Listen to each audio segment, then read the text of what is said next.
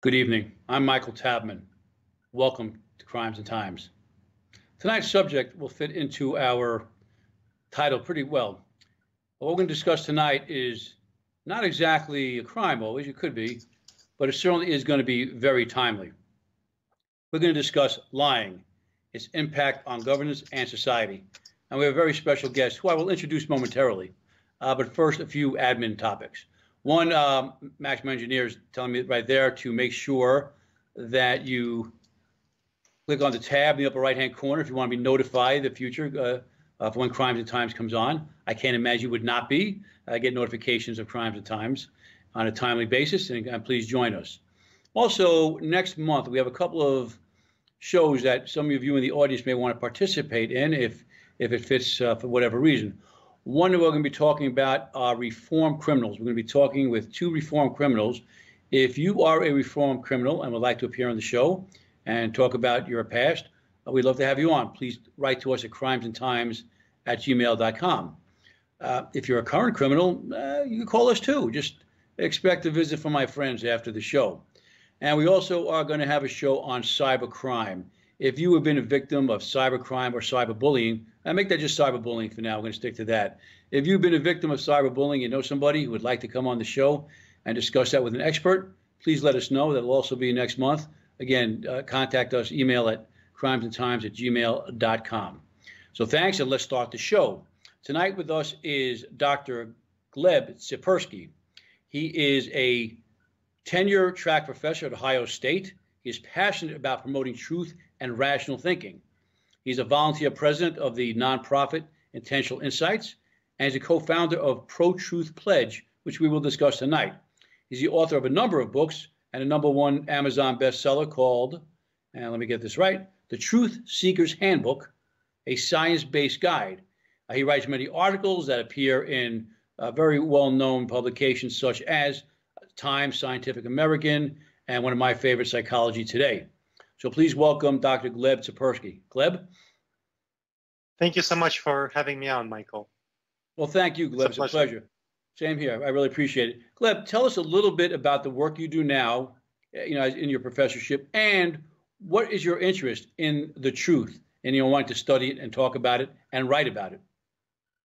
So the truth is really important from perspective of evaluating reality accurately. We need to know what's actually going on in order to get the accurate information that we need to make good decisions. Decisions are at the basis of everything we do in life. So if we don't have accurate beliefs, we're going to make bad decisions. And that will result in really bad outcomes for ourselves, for our relationships, for our workplace, for our communities, and for our society. So my desire comes from helping people have a better life in all areas of life. And that requires people to make good decisions, which in turn requires people to have accurate information and thus not lie or not believe in lies. So that's where my passion comes from. And in my professional activities, I focus on how can we shift the incentives for people in our society to avoid lying, especially public figures in public discourse. Right now, unfortunately, public figures have strong incentives to lie, to deceive, and we want to change that. So that is the aspiration. Okay, and that's great, because there is nothing like the truth. However, let's be truthful here. We know in our daily lives, we lie, and we're lied to, I think the statistics say maybe 10 times a day. And there are different levels of lying. We talk about the white lie and other rationales of lying, but we lie on a daily basis. What do you say to that? Is that just part of a social intercourse? Is that a norms and mores? Or are we just doing something that we shouldn't be doing? What about these daily lies that we tell each other? Sure. White lies are relatively innocent. So white lies, from what I'm talking about, is not white lies, but black lies. Lies that are actually malicious and harmful. White lies that are meant to help people have a better social interactions. I was late, because of some legitimate reason versus, oh, I overslept or something like that, and you don't want to lose your reputation. That's not really a big deal. It's not going to hurt anyone. So I'm talking about more black lies, lies that actually hurt people, and are malicious and result in people making a bad decision as a result of this lie. So that's the kind of thing I'm talking about. But Gleb, if we excuse those little white lies, and remember, sometimes excusability is in the eyes of the beholder. All right, I think this is okay, and it's clearly a white lie. This is clearly a black lie, and now we have this gray area that you and I may not agree is gray. How do we kind of justify to ourselves or your listeners saying, well, the white lie is okay, but they're going to start, they being the people who lie, will start shifting, and it's going to start getting, okay, that's acceptable. Maybe this is acceptable. How do we stop that transgression from white into gray into those black lies? So I think the crucial thing to always ask, and this is a matter of ethics, the crucial thing to ask from an ethical perspective is this lie going to hurt the other person? So is this a lie that will cause the other person to make bad decisions that will harm her or his life? If not, then it's fine. If it will in some way hurt the other person, then avoid lying. You might choose not to, just avoid talking about the topic, but don't lie if it's going to be something that hurts the other person. That's always a good test to evaluate whether you are going to choose to say something that's socially acceptable for the sake of helping the other person feel better. If my wife asks me if that dress makes her look fat, you better not believe I'm not going to tell her that it makes her look fat. So, that's not going to help me. That's not going to help her. But what if it does make her? But what if it does make her look fat? Do you want her going out like that? Well, but okay, I don't want to be sleeping. I don't want to be sleeping on a couch either. But again, maybe people don't want to hear the truth, but aren't they better served? Because does a woman or anybody want to go out not looking their best? And I don't mean to just focus on that one example you gave, because I know we all talk about that. But is that white lie really better than telling someone the truth and letting them make a decision about how they want to appear, rather than you making that decision for them because you think it will be hurtful? And we're not talking about true pain, emotional or physical pain, but we are talking about something that's painful. No one likes to be told they don't look their best. But wouldn't it be better to tell the truth and let them make a decision? I think in this case, it's going to be more harmful for me to tell her that, that makes her look fat, or it's going to be somewhat unflattering, because generally the question that she's asking or people like that are asking isn't an actual desire for an accurate evaluation. It's a desire for approval. So it's the question behind the question that you have to pay attention to. So the question behind the question is, do you like that dress? Or, I want some approval for this dress, would be the actual question that is being asked. And you want to express approval in that sort of situation. So that's kind of being a complex thinker is how I call it. And having nice, comfortable social interactions. Again, if it's going to be something that actually causes someone harm, you don't want to lie. But yeah, this is the kind of things you want to think about. Is it fair? You must have struck a nerve. We already have questions coming in. This is probably the earliest in the show. We've had questions coming in, but we'll get to that in a moment. So we want people to be honest, but again, as you're saying, the level of honesty is somewhat subject to our own beliefs of what's worthwhile, what's not. What about for the purpose of getting ahead? Should someone lie about something that's going to serve them? Maybe take credit for something that's not theirs? What about like plagiarism? They're not really maybe hurting someone who says something, but they're still lying to give themselves credit to make themselves look better. Is that a black lie, or is that, where would you describe that? That's definitely a black lie, because you're hurting others who aren't taking credit for something that they haven't done. So that's definitely in the black lie category, because you are hurting people. That's, people who lie in their resumes, who exaggerate their accomplishments. That's a really problematic thing to do. It will hurt you when that's discovered, which it likely will be at some point, and it will hurt other people who don't do that, who are more honest. So that's, I would put in the category of a black lie. Okay, so within the course of a day, as we were discussing, people tell lies, 5 to 10 times a day. Are most of those or all of those, in your experience and your studies, white lies, or do they kind of vary based on motivation, based on the environment, whether it's social or work or the workplace? Oh, they definitely vary. I mean, people exaggerate their accomplishments quite often, and they get caught out and they get punished. I mean, that's one type of lie. That's more of the black lie. People share fake news on social media. That's a black lie, no question about it. I mean, if somebody says, I was late because my car was stuck in traffic, but they actually overslept, that's a white lie. That's not going to hurt anyone. So, and of course, there are things that are more in the middle. So they really do vary. Most of our lies tend to be on the white lie category or gray lie, but there are some black lies. And do you find a difference? Let's talk about the white lies and the gray lies. Do you find a difference in are they gender based? Do men and women tend to tell different lies or different amounts of lies or lying under different circumstances than the other gender, the other sex? That's a good question, and I'm not going to lie that I don't know the answer to that. Okay, because here's what I've heard. Here's what I've heard in my studies. As I told you earlier, I'm an armchair social psychologist. That's something kind of gender-based demographics. It's not something I've explored.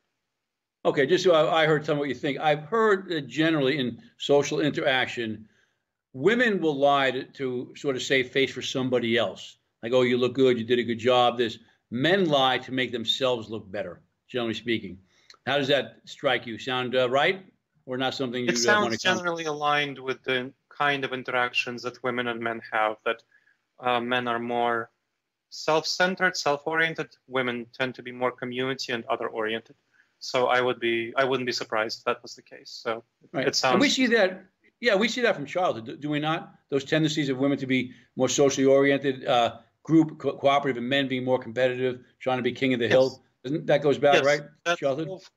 And there are both cultural reasons for that and biological reasons for that. So men having more testosterone results in more competitive instincts. So that's kind of biology. And then men are taught by culture to be more aggressive and competitive, at least in American society, not in all societies. And women are taught to be more cooperative and collaborative.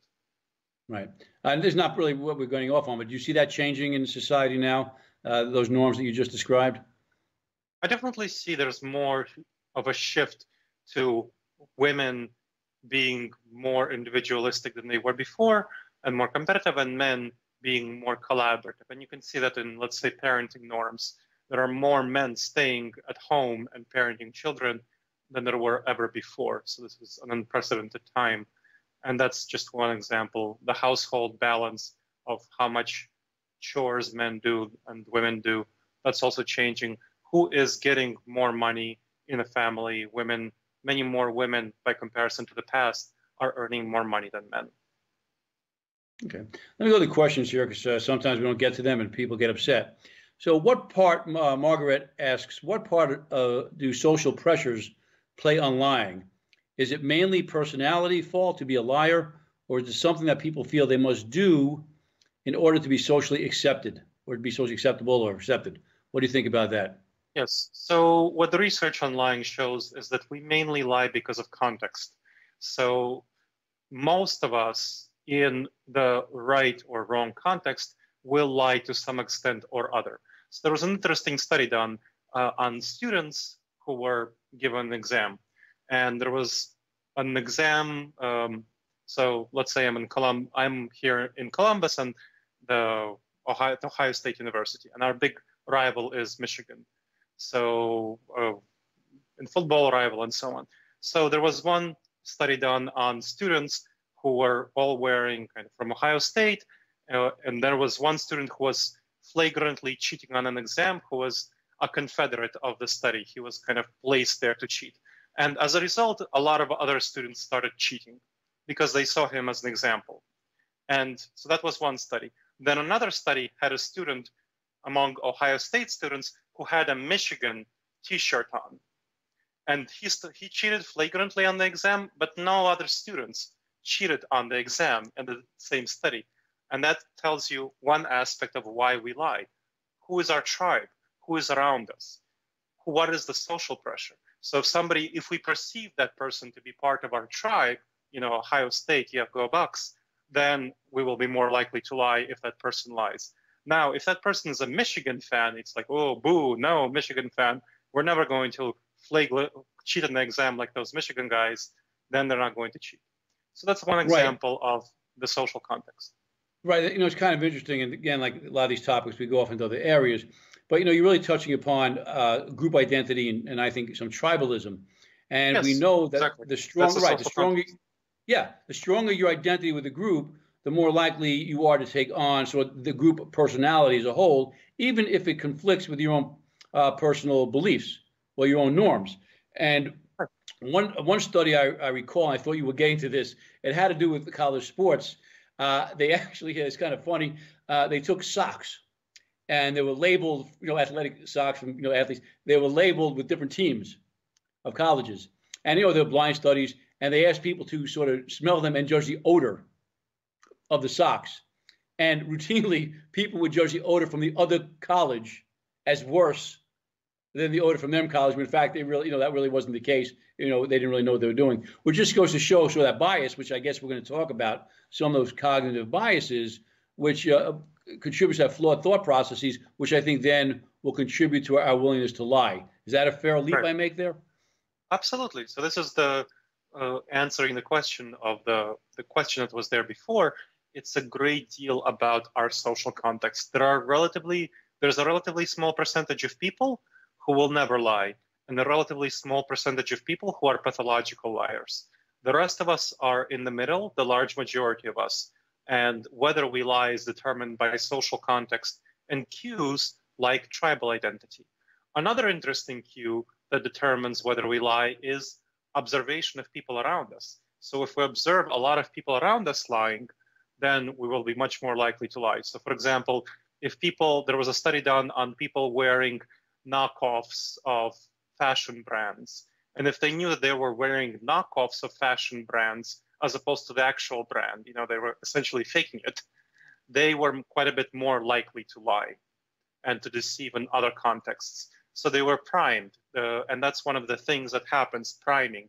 Priming is what happens in our brain when we are impelled to think about a certain topic in a certain way by a previous context. So we're thinking about faking it because of these knockoffs, and then we apply this faking mentality to other areas of our lives, to lying. That's another phenomenon that happens. Interesting. Let me ask you this question here because kind of goes back to something we were saying. Let me pull it up here. What about white lies that end up hurting people? Doesn't allowing white lies lead to the possibility of these problems? Now, I know you were saying that these white lies are not intended to hurt anybody, but couldn't that be a very natural consequence of a white lie? It could be. So it's certainly not impossible. And by comparison, a black lie could help people. So you don't know, you can't ever predict the consequences, the full consequences of your actions. And this is why, as you well know, Michael, in the trial system, we use the reasonable person standard. What can a reasonable person expect to happen? If a reasonable person would expect the white lie to not hurt someone, that's the standard that you use. If a reasonable person can expect a black lie to hurt someone, same standard. Right. And I guess I'm just before I say this, I'm not claiming that I've never lied or I don't lie. I'm not saying that. I'm not making that claim. But I'm just really kind of intolerant of even the white lie because it's sort of what this listener points out, as we just can't reasonably predict whether it's going to hurt somebody because, along with those cognitive biases that you and I love to study, is the way we interpret it, we interpret everything in our own favor. So isn't it very likely that we're going to say, well, it's not going to hurt anybody because that's what we want to believe? Sure. So to be clear, I myself really am predisposed to avoid even white lies personally for me, because I think that everyone that tends to be biased toward themselves, but that's not something that I advocate for because it's really hard to change people's behavior on the white lie front. So I focus my energy on addressing black lies. Right. That's where we can get large, widespread agreement. Let's say 80% of the population, 80 to 90% will say black lies are not tolerable. Maybe only 20% of the population will say that white lies are not tolerable. So therefore, I just don't make a big deal out of them. I prefer to work on an area that I believe can be reasonably shifted and changed, and something that we can unite a lot of people around, which is addressing Black lives in our public discourse. Okay. And again, I'm just, I think about the worker who says, I'm late because of traffic as opposed to oversleeping. Harmless, but if I was that boss and if I heard that argument or excuse more than once and I found it was a lie, I'd be furious because in a sense it is hurting me because you're not telling me the truth about the kind of person you are. You're just not reliable, whatever reason you can't understand how important it is to get here. So, but I guess, again, the importance is going to lie in the eyes of the beholder. And we all have to make our own judgment as to just how white a lie is. Is that a fair statement? Yes. Yeah. It's a fair statement. And again, I prefer to focus on lies that are, again, black and also concretely observable. You can't read anybody's mind. We don't know what's going on with that person. It's really going to be very hard for you to find out whether this person is actually late because of a traffic accident or something else. So it's not worth the resources kind of to focus on these sorts of issues. Mm-hmm. Right. That's my perspective, kind of, and that's why I'm not making a big deal out of it. Right, and nor should we, but I just kind of want to, address some of the audience questions that are coming in about, sort of that gray area, because we do know that we all lie during the day, and we all kind of make our own decisions about when is it right and when is it wrong. And as this conversation goes on, I think you and I know for sure we're going to get into black lies, but then we're going to get to the question of, how harmful are they as opposed to is it someone just trying to engage a little puffery for their own good. I'm looking at your table. I didn't get the chance to read your whole book. I did look through as much as I could. Fascinating. And I love this stuff. So one of your chapters here called Where Do Our Mental Maps Lead Us Astray? What were you bucking for? What's the message you were trying to get out in that chapter? So one of the really important things to recognize about ourselves is that our vision of the world is always imperfect. It's like comparing a map to the actual reality of the territory. A map is never a perfect representation of reality, and our understanding of the world is never a perfect representation of the world around us. We observe it through our senses, which are always flawed. We have our own filters and lenses, which are always flawed, and we can't fully understand other people's motivations, even though we think we can. So we have to recognize and be humble about our knowledge of the world. And that's the first step to recognizing the reality accurately, is to recognize that our perception of reality is always going to be flawed. The mental map metaphor really helps acknowledge that. So we have in our heads a certain mental map of reality, and we have to recognize that it's always going to be flawed, and there will always be areas that say, here be dragons, and so on. So that's the mental map of what is going on in their heads. And then with that humble perspective of a flawed mental map, we can work on improving that map, seeing where do we have flaws and how can we improve them. So that is the usefulness of this metaphor and this concept, which I go through in that chapter. So in that sense, are you saying that, we'll recognize that reality is not rarely what it appears to be? So we know people lie, white lies, black lies. So Gleb, if I'm meeting you for the first time and we're having a fairly important conversation, we're not just talking about where to go for lunch. Maybe I'm talking about having you on the show, which is important to me. How much should I take, you at face value when I get you on the phone for the first time? You tell me I do this and I do that. Obviously, I'm going to do a little due diligence, but should my first instinct be don't trust what I'm hearing? Or how should people approach this, that we have these flaws? We know people lie. Should our defenses go up every time we speak to someone on anything of any consequence? I would suggest that, yes, they do go up for a couple of reasons. So the first reason is that we as human beings, our natural state is to be trusting. So that's just what the research shows about us as human beings. Yes. Whenever someone says something, we intuitively believe it, accept that information as accurate. So we have to train ourselves to be more skeptical and critical. And some of us, like yourself or your history with the FBI, have a lot of experience doing that. So other people don't have that nearly as much experience in being skeptical of claims that they hear of evaluating them, of needing to fact check every claim. And so that's the first thing that we should know and be aware of, to be somewhat skeptical of whatever is coming in. And then the things that are important for you deciding whether to have me on the show, or one of your listeners deciding whether to buy a car or work with someone as a business colleague, have someone as a customer or a client, should be to evaluate, see what is important to you in making that decisions. What are your decision-making criteria? And then how can you evaluate that through the course of the conversation and through in other ways outside the context of the conversation? Right. You bring up a couple of good points. You're saying that. First, I think back to when I was a rookie police officer. And one of the first things we learned was you just don't lie. You go to court, you write someone a traffic ticket, maybe you made a little error in process or whatever. You get up there and you tell the truth. If the person gets off, the person gets off. And the reason for that being that, other than the obvious, you're a police officer, you should not lie, is that the entire system will crumble if police officers cannot be believed on the stand. And therefore, none of us want to be part, play a part in that ever happening in society.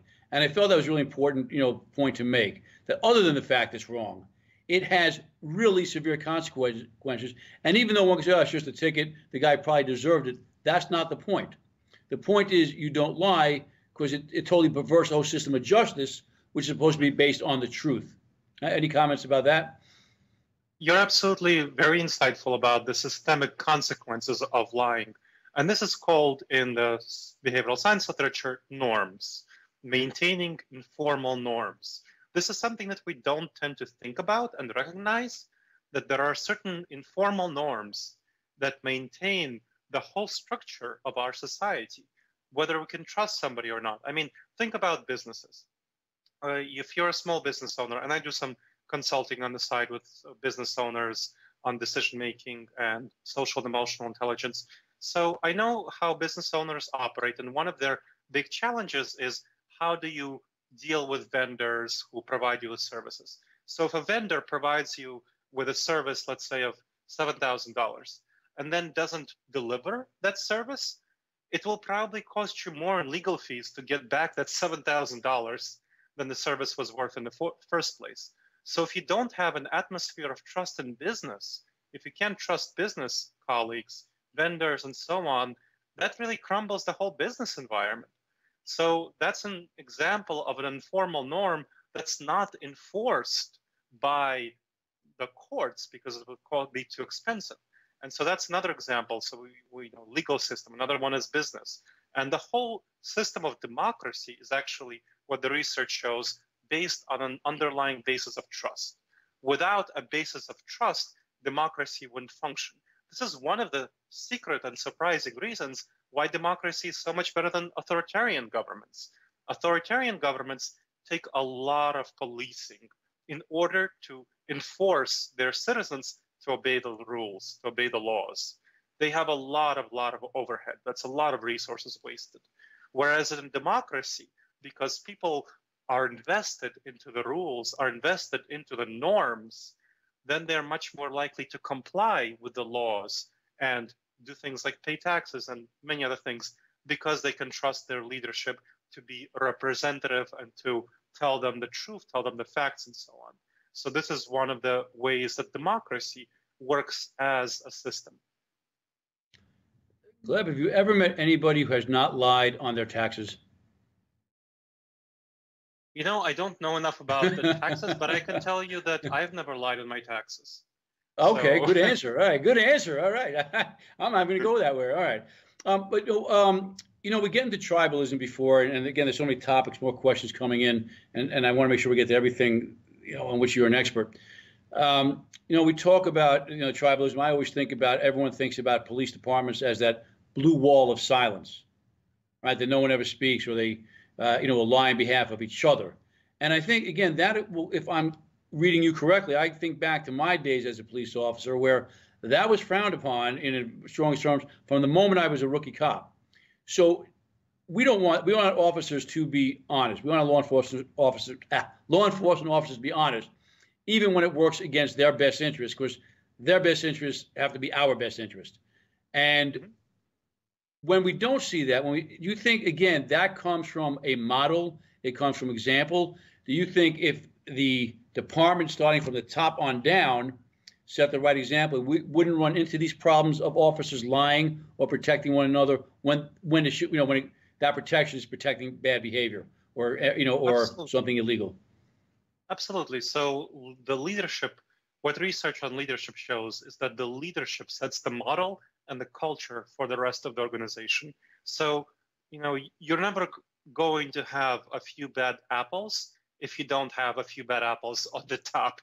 So it's Right. almost always the case that if you find a few bad apples and that it goes all the way to the top and the leadership didn't set the right example, the right control, enforcement, incentive structures to make sure that officers didn't lie at the bottom. And really, it's very harmful to have the blue wall of silence, which is unfortunately the case in some cities around the country, because that undermines the trust between the police department and the community, which of course prevents good quality policing, increases crime and lawlessness and so on, and generally undermines the quality of the law enforcement within a community. It's bad all around. Right. And I want to go back to one thing before I get to my next point, because you brought up so many good points. You work with businessmen on decision making, and really what you and I do tend to overlap, because when I work with businesses, it's the decision making I'm trying to help them with is more to avoid fraud. So I always try to teach, have a jaundiced eye, go something with professional skepticism. And no matter how much you think you trust somebody, you do your due diligence, because as you said, trying to sue to get your money back is more expensive than whatever you lost. My message is always, once that money leaves your hand, you're never seeing it again. I don't even recommend trying to go to court, because you never see that money, and it's the torture it puts you through. So again, we tend to want to trust. That's a natural ability. I think we see it because we want to see it. We want to close a business deal. We want to profit. Are these some of the flaws that you think specifically give rise to fraud and white collar theft? The kind of stuff I would be working on with the business. Yes, absolutely. So excessive trust, excessive confidence. Some of the big problems that come are when people perceive excessive tribal affinity. And there's a specific cognitive bias called halo effect, where a halo effect, a little halo refers to, like a little angel, refers to when we like one characteristic of somebody, then we like all of their other characteristics too much. So I can go back to the Buckeyes example, So I'm here at Ohio State University, I'm a professor, I'm contractually obligated to root for the Buckeyes, go Bucks, right? So if somebody is going to be also a Buckeye fan, that will make me like them excessively, too much, and trust them too much. So that is going to be a problem, and you need to be especially suspicious if somebody, not because that person is intuitively bad or in some way, but because you will tend to like that person too much if the person shares some of your characteristics. So you want to be especially careful if somebody shares some of your characteristics, your sociocultural background, goes to the same college, shares, has the same name even, or something like that. Those things should make you more suspicious than you would tend to be otherwise. Right. And when I give my presentations within corporations about their internal controls, I talk about that a lot because who do we like the most? We like ourselves. So, Absolutely. Someone like us, we're going to like a lot. And I hate to say this about my old employer, but it's in my first book, Walking the Corporate Beat. I try to be very honest. But that was a problem within the FBI. We had a promotional process that, despite all the trappings on it, it was strictly who you liked. And that's why I tend to always be certain people always kind of falling into the a certain description because they promoted who they liked. It didn't mean these people necessarily were good leaders. You could be a great FBI investigator, doesn't mean you know how to run a squad or run an office. And as someone who was in executive management, I could say that one of the weakest parts of the FBI was the management because we relied on people we liked, and we just tend to like people who are like us. And I think that's just an inherent weakness in any organization that doesn't have strict internal controls to make sure that's avoided. Yeah, this is something I often consult on diversity and inclusion. And one of the things I strongly stress is the importance of having diverse teams with diverse cognitive abilities. You know, people who don't think in the same ways. That's really what the research shows from people like James Surowiecki, Wisdom of the Crowds, that having people with diverse cognitive perspectives in the highest levels of leadership gives you the best decision-making processes and has the best outcomes for businesses going forward. No, I agree. When I was in executive management, when especially in the last years in the bureau, I took over an office. I told my management staff, the last thing I want is a yes man. Please, I want to have a conversation here. Tell me what you think. Disagree with me. No brownie points here for saying yes, boss. I want to hear some difference of opinions. Of course, how else could you make an intelligent, informed decision if you don't hear another point of view? And what's wrong with going with someone else's point of view? Yeah. And what's wrong with being wrong? If you say something and someone corrects it, what's wrong with saying, oh, my mistake? I don't know why we have such a hard time with that. Let's go on to something else here. All right. Let's talk about why we listen to lie. We said, it's inherent. We trust people. Is there anything else in the way a lie is delivered? I'm going to go to another point here before I forget it, because you brought up where the source of the lie is. And we talked about people in positions of power. And I know that I look at that, and I guess you could tell where the conversation's heading, but I look at that from cases I'm working now, even in retirement, of wrongful convictions. How do we get, it's so hard to convict somebody anyway, when you look at it from the law enforcement perspective. We have all these criminal procedure laws. We have evidence that can be quashed. You have to, convince every member of that jury beyond a reasonable doubt. It's a very high bar to hit. So you think, how could people be wrongfully convicted? But the reason it happens is because when a prosecutor stands up there and says, he did it, and you have a police officer, an FBI agent say, yes, my investigation says he did it, they may not be lying, but they're making statements that they may not necessarily know for sure, unless they actually witnessed it. And isn't that statement of authority, even though it may not be a lie, isn't that interpreted as correct because of the source of the information? Mm-hmm. Yes, so there's a phenomenon called emotional contagion, where people who are in positions of authority infect others with their emotions. So if they show a strong degree of confidence in their statement, then people who are in positions of subordinate positions, or in generally have less authority, will tend to believe these statements more than if these statements came from somebody without that authority. And so they carry that emotional punch with their statements that makes their statements believed to a greater extent than they should be. And that's a very unfortunate consequence of authority, because that sometimes people with authority use that to manipulate us, to make us believe in falsehoods, or make us believe in statements that they don't fully support for their own purpose. Right. And I think exactly these are cases where people just make a statement and people tend to believe them because they are in power, which is why I think we have to be so careful in how we exercise the power and the things we say. So let's talk about the liar. Now, let's talk about the black liar. Okay? There's someone who just says things outright lying, knowing they're lying, and don't care about anything.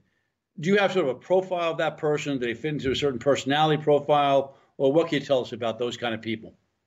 Sure. So those kinds of people we have to remember that they're always going to perceive themselves as heroes in their own story. So that's the first thing to understand. They're not going to perceive themselves as bad guys, even though we might perceive them as bad guys. So they always believe that they have a certain motivation for their lie that outweighs the negativity of lying. They may not even perceive lying as negative, as something bad.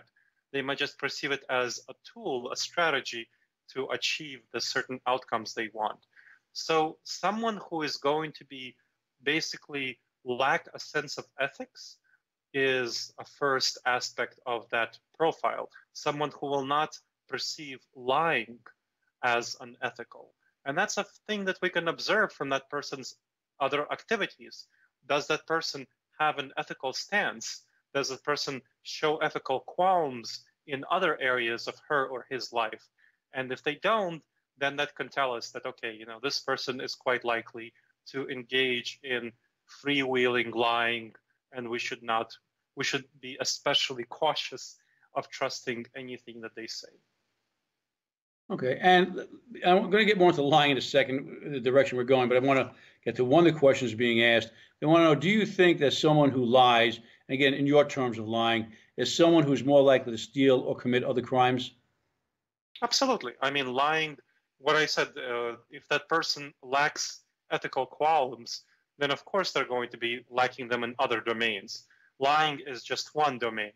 Stealing, doing other things, everything that's falls under the category of harming other people, they will be much more likely to do if they engage in lying that harms other people, in black lies. Okay, and there's another question here, again, goes to sort of a real psychology. Someone wants to know, do sociopaths lie because they like it and they like being manipulative, or is it because they are just selfish, or is it a combination of things? So sociopaths, the basic reason they lie is because they don't care about hurting other people. The basic definition of sociopathy is not having a concern for other people's feelings, for other people's emotions. So the fundamental reason that sociopaths lie so much is because they don't care about themselves, them hurting other people. Now, they might have other motivations, manipulating or so on, but the overarching reason, so the answer to that question, is because they don't care. If lying achieves their goal, they'll lie. If telling the truth achieves their goal, they'll tell the truth. They just don't see a difference. Okay, so they don't care, right? About the consequence. So they're not lying they don't gain a sort of great feeling, some high out of it, feeling I manipulated you, I lied to you, I made a fool of you. It's just a means to an end. For sociopaths, broadly speaking, yes. There might be some sociopaths who like to manipulate people, but that doesn't describe sociopaths. That's a subcategory of sociopaths. Sociopaths as a broader category that wouldn't apply to them. Okay, and now we're going to get into the topic that we knew we have to get into, and that's the current state of affairs with President Trump. And before we go on, I want to address people in the audience who are going to think, oh, is this just an anti-Trump rant? And it's not. And Dr. Tsipursky and I talked about this in advance. This is not meant to attack Donald Trump, but we do have to address the issue of lying.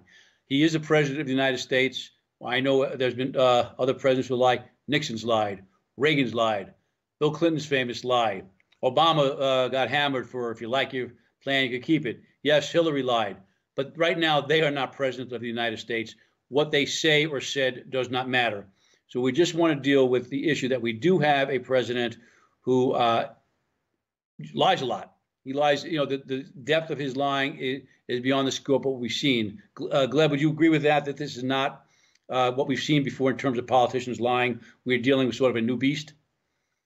Yes, I think when we look at previous politicians lying in modern history, at least, we have never seen this extent of lying. And it's not simply, probably looking back at all the presidents in the history of the United States, we would not see any president who lies casually. I mean, there are plenty of presidents who lie strategically, but they lie in certain specific instances that is meant to accomplish their goals. When we see Donald Trump, he lies casually. He makes obvious false statements that are easily disprovable. So this is really a different beast, I would agree with you, than many previous presidents who made very strategic, deceptive statements, lies. Right, and generally, Nixon wanted to lie about, of course, Watergate.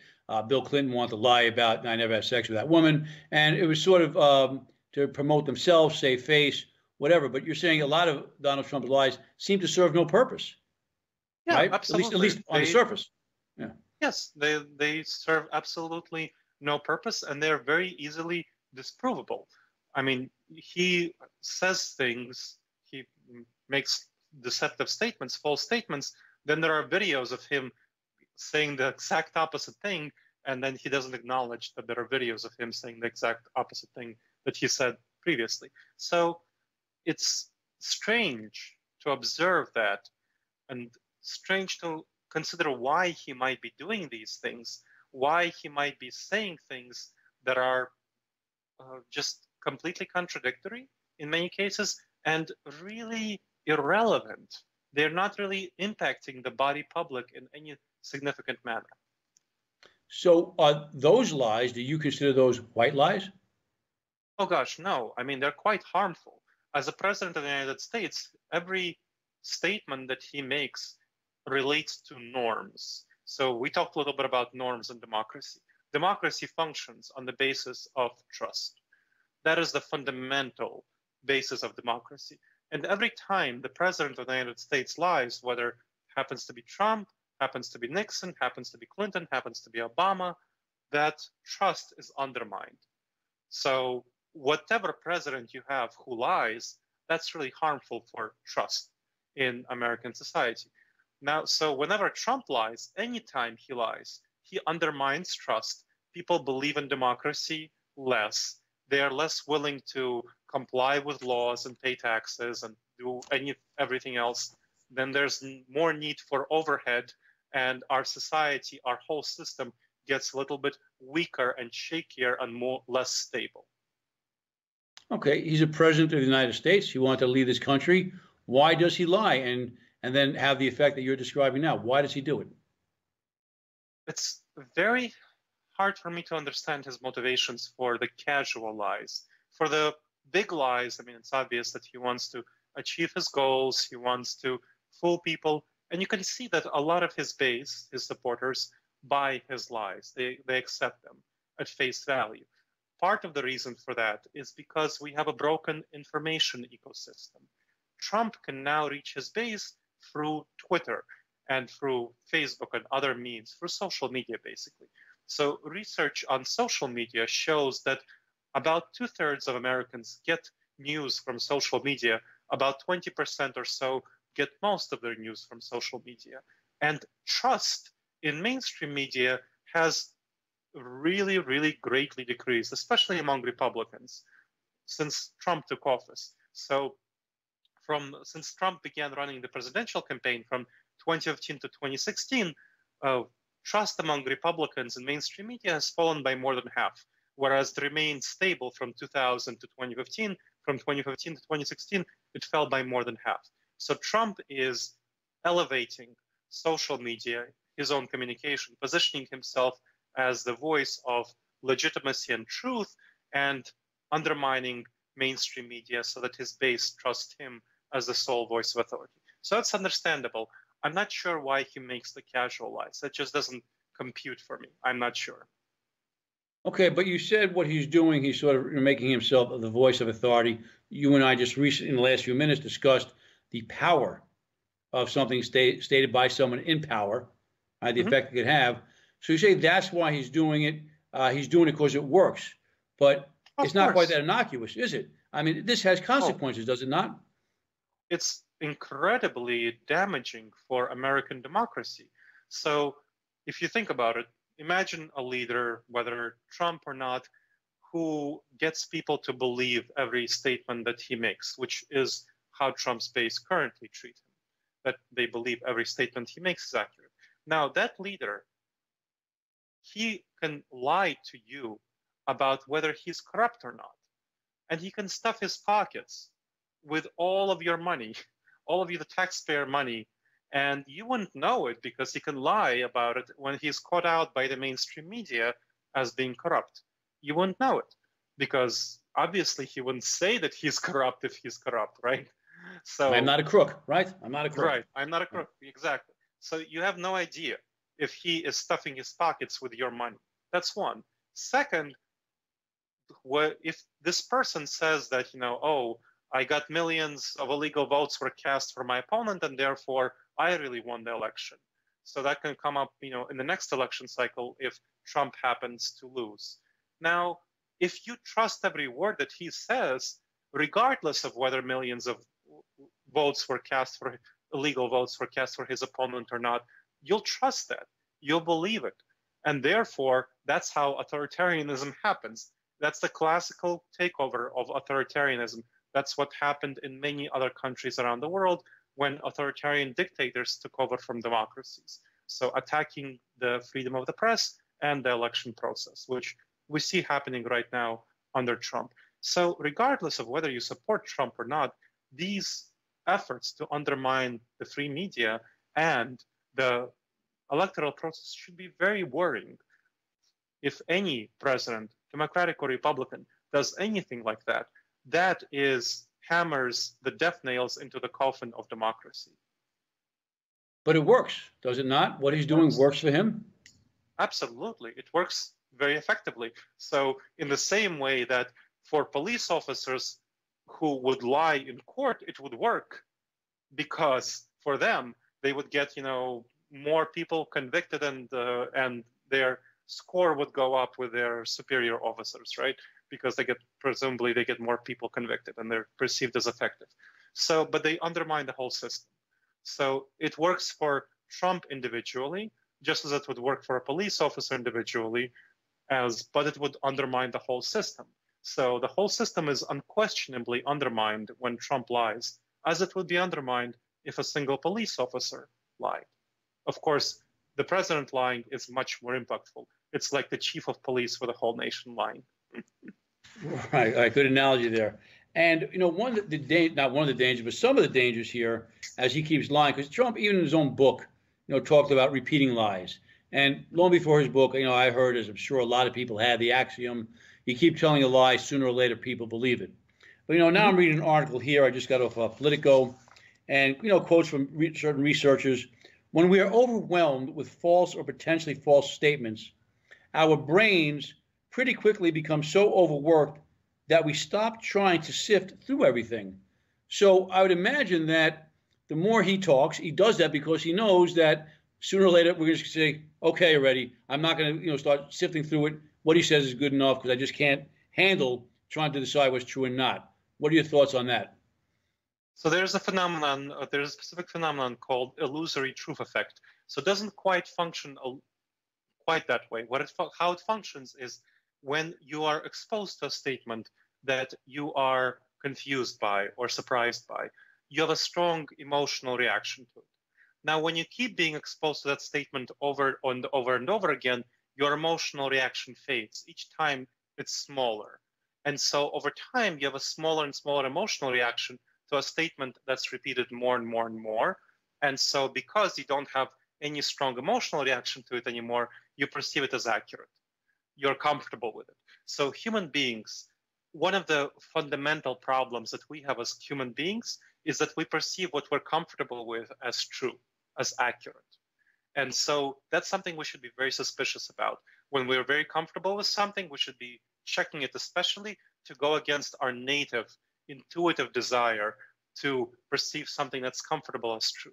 And so that's how the illusory truth effect works. When someone repeats something many, many, many times, that is how a lie becomes ingrained as a truth in someone's consciousness.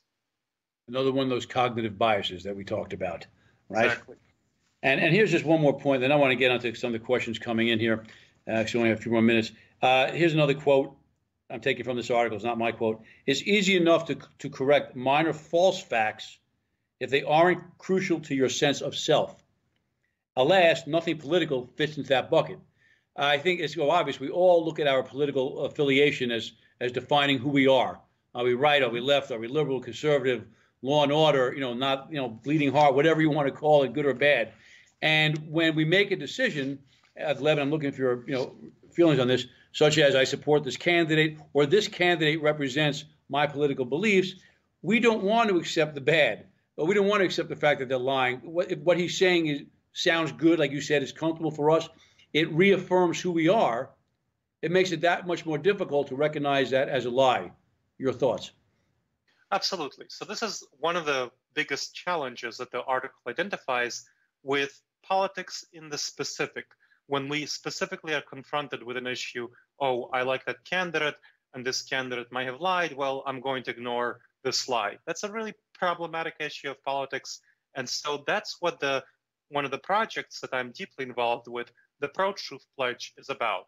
The Pro-Truth Pledge at protruthpledge.org works to counteract this tendency by getting us to commit to truthful behaviors in advance and encouraging politicians to commit to truthful behaviors in advance. So the Pro-Truth Pledge is a set of 12 behaviors like fact-checking information to confirm it's true and celebrating people who change their minds, retracting information that's found to be incorrect. And research shows if we commit to a pledge like this in advance of engaging with a political situation or a political candidate, we're much more likely to stay truthful, to orient toward the truth. That's one. And second, the more people go to protruthpledge.org and sign the pledge, the more incentives politicians will have and public figures of all sorts will have to sign it. So we want politicians to be committed to it as well. And that's one of the wonderful. major projects That would be wonderful. that we're, yes, and there are already over 80 politicians who took the Pro-Truth Pledge because their constituents signed it and asked the politicians to sign it as well. And give us that website again, please. protruthpledge.org, protruthpledge.org. Excellent. Now we've got a few minutes left. We try to keep this in the hour. And I guess the good news, we won't get to all the questions because there's so many. But some of the questions coming in have to do with lie detection. Can we tell when people lie? I know you said you have a little expertise in that. I see people giving these seminars all the time. And one of the famous clips they always show is Bill Clinton saying, "I did not have sex with that woman." And they say, "Look at this facial expression and that." Gleb, can we look at these microfacial expressions and determine if someone is lying to us? We really can't in the vast majority of cases. It takes a great deal of training. What we usually detect and what things like lie detectors detect is signs of anxiety. So that's what they actually detect. They detect anxiety. Those micro gestures, they're not gestures of lies, they're gestures of anxiety. So we know that sometimes we can have anxiety because we lie, or sometimes anxiety happens because somebody lies. Sometimes anxiety happens because the person, is worried about his mom in the hospital, or maybe their leg really itches and they're like, "Oh, should I itch my leg and lose some social status in this situation?" So it's really very difficult to tell whether someone's experiencing anxiety and for what reason. Well, it's not difficult to tell whether someone's experiencing anxiety, but it's very difficult to tell the reason for why someone is experiencing anxiety.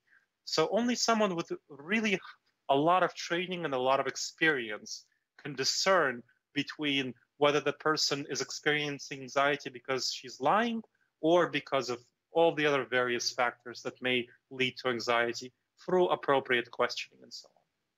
Right, and I've looked at some of the research that was done, and I'm not an expert researcher, but just based on my experience, I have a lot of doubts about it because I've seen where the viewer is supposed to pick out liars based on certain the microfacial expressions. They look up to the left or something like that, and when they look at these scenarios, somewhere in there are people who are going to have made that expression, so they know to look for it. But we would have to, to make this statistically significant, would we not? I mean, you're a researcher, I imagine. Determine how many times do people make that expressions when they're not lying, right? In order to determine if it's just an expression of some people or a few people, or if it just doesn't mean anything. I don't think there's been enough research to make that determination. Correct? Absolutely, yes. From what I know about the research, this stuff is not supported by research, and this is one of the reasons why lie detectors aren't used as credible evidence in court trials. So I would strongly discourage people from believing that lie training seminars will actually lead to them being able to tell whether someone is lying. Right. It's based on experience, folks. I never did use that stuff in the FBI. We were pretty good. 1 minute left, Gleb. Someone asked me two questions. They asked me about the book I mentioned by me, but you're our guest. Tell us about your books first. Sure. So the Truth Seeker's Handbook, a science-based guide, forms the basis for much of this conversation. And this book gets you to help you recognize how to figure out the truth and avoid cognitive biases to make good decisions, and also how to guide other people into helping them make good decisions and avoid these kind of cognitive biases that we've talked about on the show. Fantastic. And I'm going to spell out your name, Dr. Gleb, Gleb, Tsipursky, Tsipursky. Look him up on Amazon.com. Find his books. And thank you for asking about my books. The one I mentioned today was called Walking the Corporate Beat, Police School for Business People. Discusses a lot of the type of things we discussed today, the cognitive biases, flaws in our thinking processes that affect how we do business, what leaves us vulnerable to crime and fraud. And I used a lot of stories from my years on the police department and the FBI. Gleb, thank you so much. You're a great guest. We had a tremendous turnout, a lot of questions. I hope to continue the conversation with you sometime in the future. Thank you so much for having me on. It was a pleasure. My pleasure. And thank you, everybody, for joining us again. Next week, we're going to be discussing workplace violence with an expert who will tell us about the warning signs and the environment that lead to workplace violence. Next month, we have the whole month scheduled out already. As I said, if you know someone or you fall in the category of being a reformed criminal or a victim of cyberbullying, please contact us at crimesandtimes@gmail.com if you're interested in appearing on the show. Great night tonight. Thank you, everybody. See you next week.